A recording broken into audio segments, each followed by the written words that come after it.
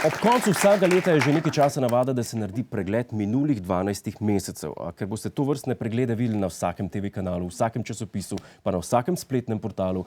In predvsem zato, ker ste bili tam, ko se je zgodilo leto 2016, smo se mi odločili, da stvar obrnemo malo na glavo in naredimo pregled leta 2017. Kako? Me sprašujete? Bom povedal. S pomočjo Magnusa Novaka. Je tako? Pred dopustom smo ga vprašali, kaj se bo zgodilo v prihajajočem letu in iz svojih kart za briškolo je napovedal nič koliko dogodkov. Prva stvar, ki jo bomo videli, je zaprisega predsednika Trumpa sredi januarja. To vsi vemo. A Magnus napoveduje, da bomo sredi februarja videli odstop predsednika Trumpa, nekaj dni zatem pa novega predsednika Amerike, Vladimirja Putina. Združene države Rusije bojo čudovit dom za mlada starša Donalda in Ivanko Trump, ki bosta povela dvojčka. Seveda se bosta novi in stari predsednik Amerike srečala v Sloveniji, na Brdu pri Kranju, kjer bosta končno združila slovensko politiko. Čisto vsi naši politiki, levi, desni, bojo v dolgi procesiji obema lizali rit, dejansko. Janša bo mogel spet na sodišče in sicer zato, ker bo na Twitterju užalil celotno Republiko Slovaško.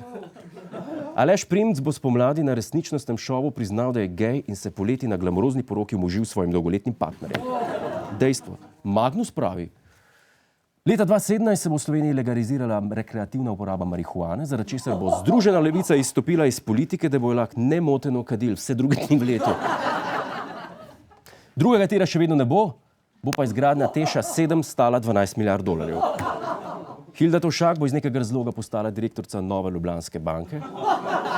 Kranjski župan Trilar pa bo trezen 6 dni. Ampak ne zaporedoma, ne se smejati. Alenka Bratušek se bo v Hagu končno zagovarjala na sojenju zaradi izumrtja bengalskega tigra. NLB bo propadla. Za Hildo Tovšak bo znova razpisana tiralica.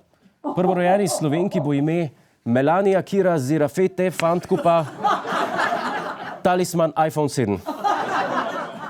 Leta 2017 bomo priča prvi poroki med človekom in dronom.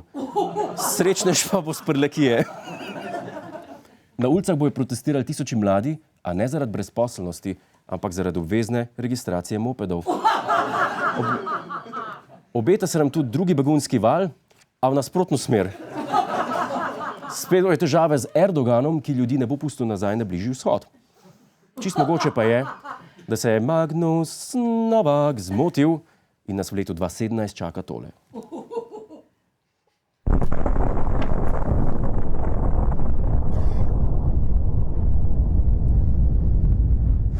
Hej, živjo, Jure tukaj, to je naš YouTube kanal. Kliknite na ta gumb in se naročite, da boste na tekoče. A ja, pa polajkajte nas na Facebooku in na Twitterju.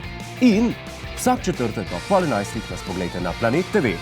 Po pameti!